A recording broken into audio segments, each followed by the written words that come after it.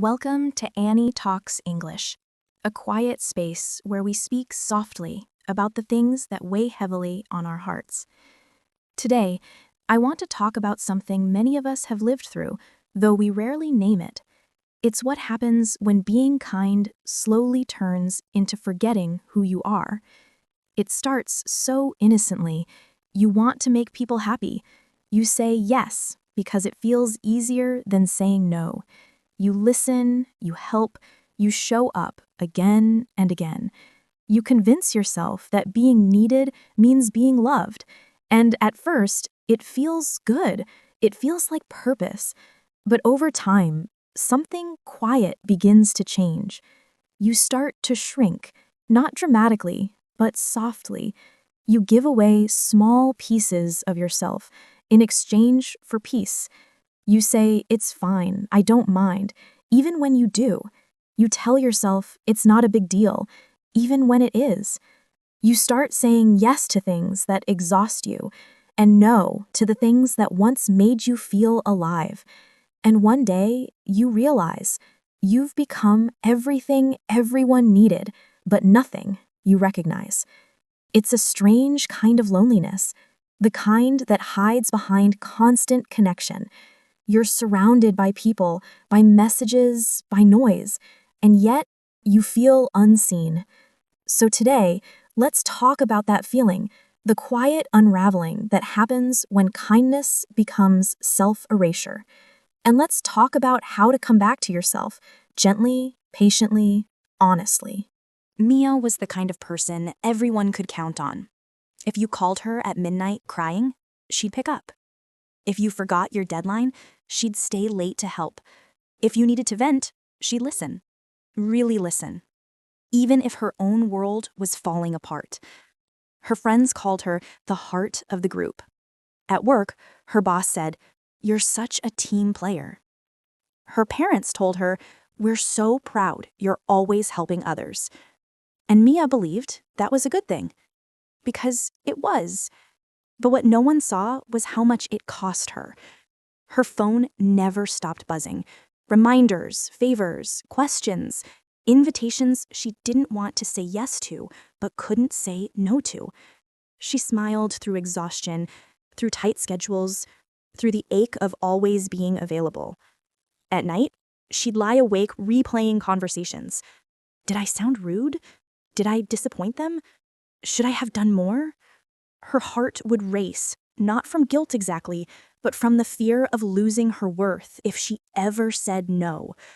She thought kindness meant never letting anyone down. She thought being dependable meant always showing up, even when she was breaking. But slowly, the cracks began to show. She started forgetting things. Little things, like where she left her keys, or whether she'd eaten lunch. Her smile began to feel heavy. Her laugh didn't reach her eyes anymore. And though she was surrounded by people, she felt like she was fading, becoming more role than person. One afternoon, she sat at her desk, eyes dry from staring at the screen. Her coworker, cheerful and in a rush, called across the office, "Mia, can you handle this report too? You're the best." She wanted to say, "I'm swamped," but instead, she smiled. "Sure." And that night, while finishing the report long after everyone else had gone home, she stared at the glow of her computer and whispered, "Why do I keep doing this to myself?" A few days later, it was her birthday. She hadn't told anyone, not because she didn't care, but because she didn't even remember until her phone buzzed. "Happy birthday, Mia." She blinked at the message for a long time. It didn't even feel like it was about her. She was in a store, buying a gift, not for herself, but for a friend's celebration. And suddenly, the irony of it all hit her. She had planned parties, sent surprises, remembered dates for everyone else. But for herself, nothing. Not even a candle. That evening, she came home with tired hands and an empty heart. She set her bag down, opened her takeout container, and sat by the window. Outside, the city lights shimmered in quiet patterns, but all she could feel was an ache, deep and wordless. Her phone kept buzzing. Messages, favors, questions. "Can you help me real quick? Hey, can you talk? I'm having a rough day." And for the first time in a long time, she didn't answer. She just stared at the screen, then turned it face down. The silence that followed wasn't peaceful, at least not at first. It was uncomfortable, like sitting with the stranger who happened to be yourself. But then, she realized that stranger was her.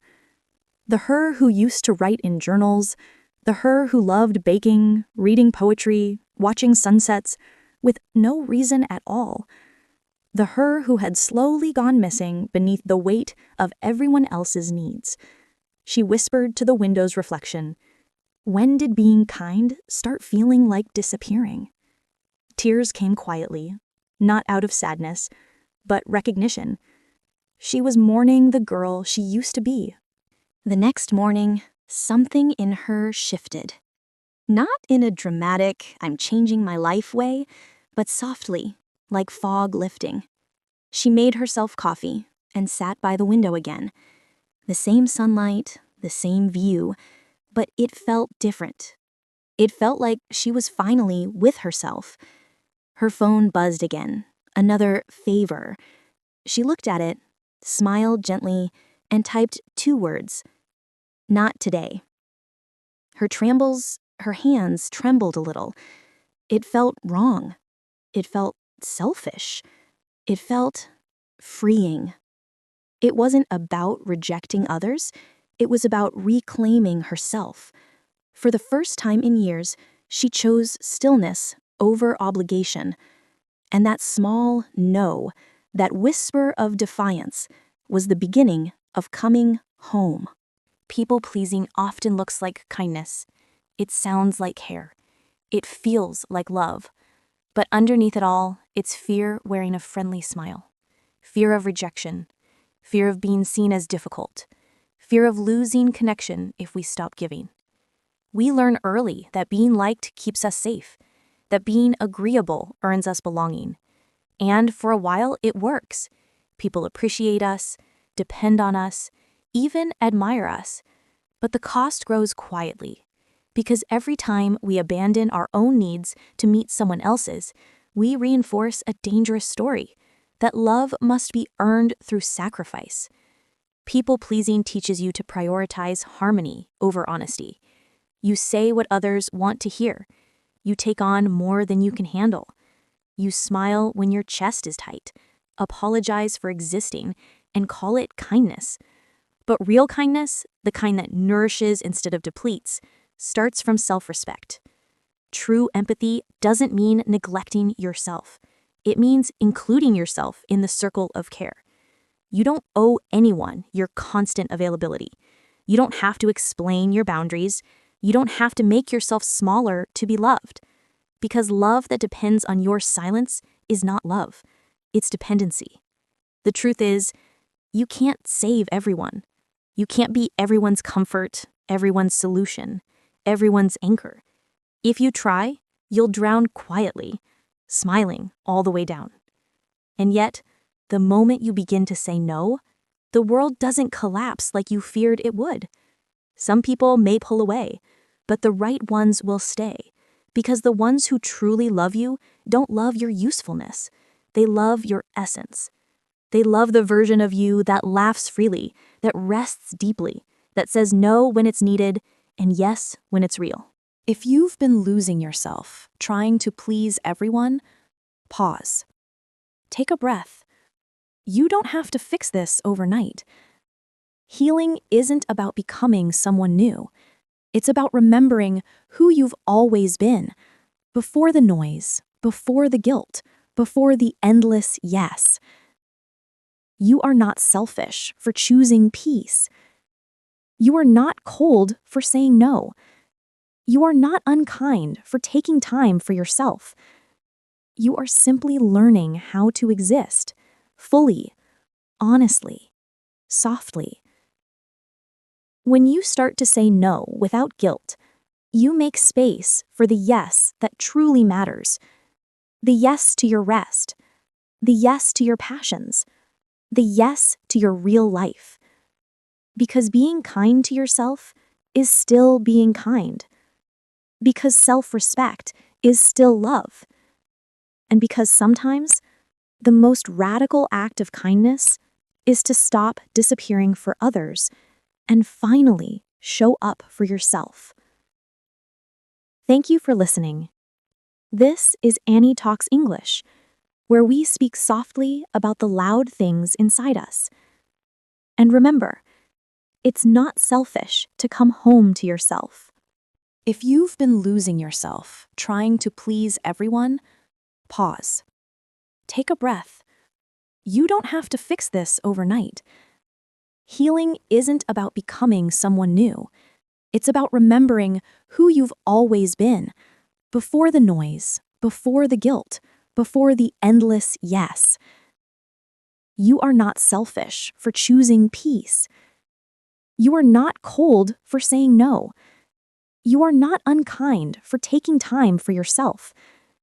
You are simply learning how to exist, fully, honestly, softly. When you start to say no without guilt, you make space for the yes that truly matters.